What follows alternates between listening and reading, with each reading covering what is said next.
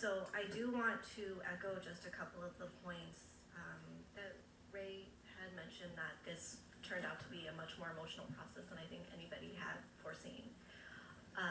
It really was, but I don't believe that it had to be. It didn't have to be as emotional and as dramatic as it was. I believe if the board had been transparent with us from the beginning, I don't think that the committee, maybe one of the committee members made a comment that they were looking forward to being on this committee to recommend schools to close. I didn't know that that was a mandate. Our understanding, I'm sorry, I let you speak.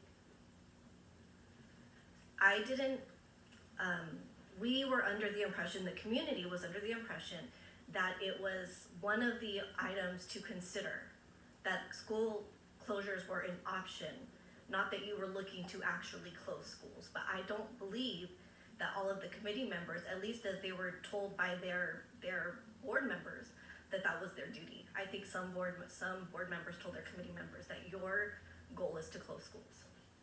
And I do believe that that might be why one of the reasons the report didn't get approved at the last ad hoc committee meeting. If there was information that the public needed to know that the committee didn't think, or that the board didn't think was making its way to us, that's your responsibility. If there was bigger issues about what the actual budgetary restrictions were, or things like that, if there was money that could be used, if we were gonna close schools, if there's money that could be used this year or next year, but it was gonna be gone in 2 years, and we wouldn't be able to use those funds to help our students, then that's information that the public needed to know.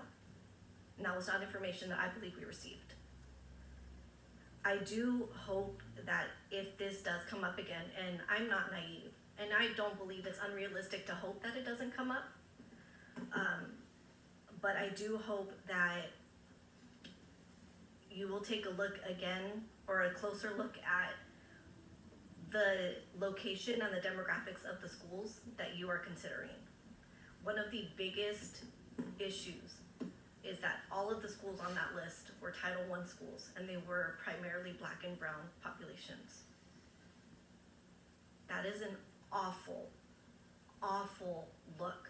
I don't believe that it was on purpose, but how is a community supposed to feel about that?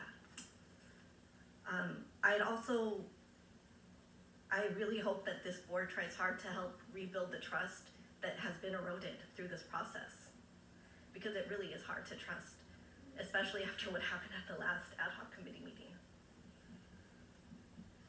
I don't know that I can go back to Kennedy and feel like the school board is gonna have our back, because it doesn't feel that way.